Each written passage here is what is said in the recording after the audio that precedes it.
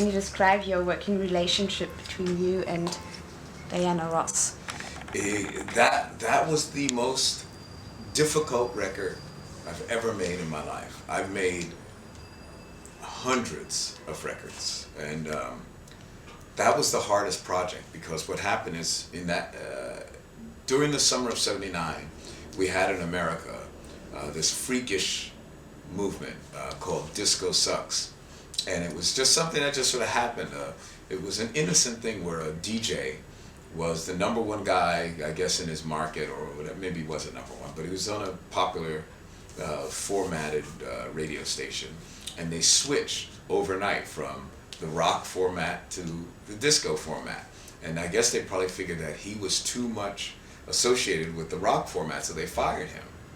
So he organized a protest, and the reaction was crazy. It was over the top, and people came and they were burning records, and it was like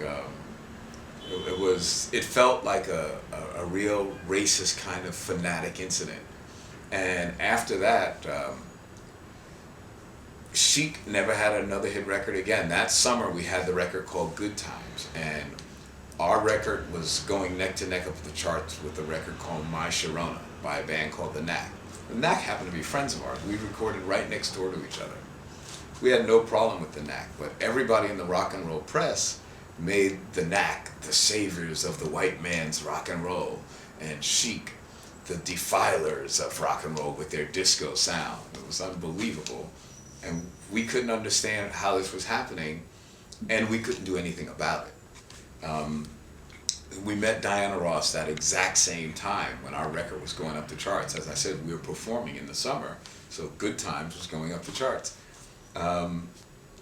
We made a deal with her, and we wrote and recorded her record during that turmoil. So she was nervous about what we were doing. The industry was nervous about what we were doing. Chic, as a band, we never had another hit record again, but as an organization, we went on to do even better. And by the time I met Diana, I think I'd already had at least 7 or 8, or I don't even know how many platinum singles. And Le Freak is the biggest selling record in Atlantic history. Their only triple platinum record, which in America is 6 million. So that I met her at the most difficult part of our lives. And because we had just finished the album with Sister Sledge, we were the kind of people that when we make records, we're very focused. And we're not dictators, but we're very serious about our artistic integrity. And like Berry Gordy, we knew what we had to do as black artists to overcome the racism that existed in America at the radio level.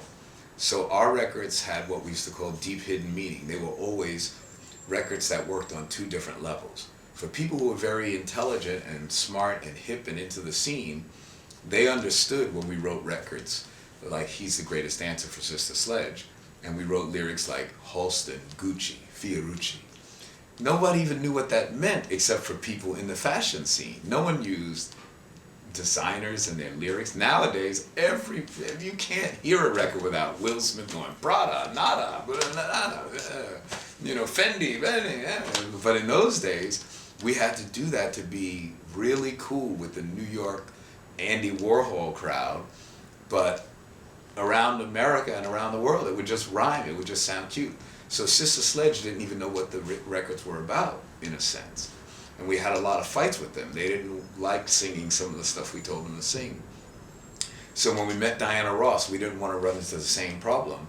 So what we did with Diana was we actually interviewed her as if we were doing a documentary. And we sat down with her for days, and we talked about her whole life, from her time as a little girl, everything about her life, what she wanted to do, where she was going to live, what her life was going to be about. And the album that we did called Diana, it's about Diana Ross. That whole the reason why that's called Diana, it's as if we were doing a magazine interview, and the magazine article said Diana. That's what that record is.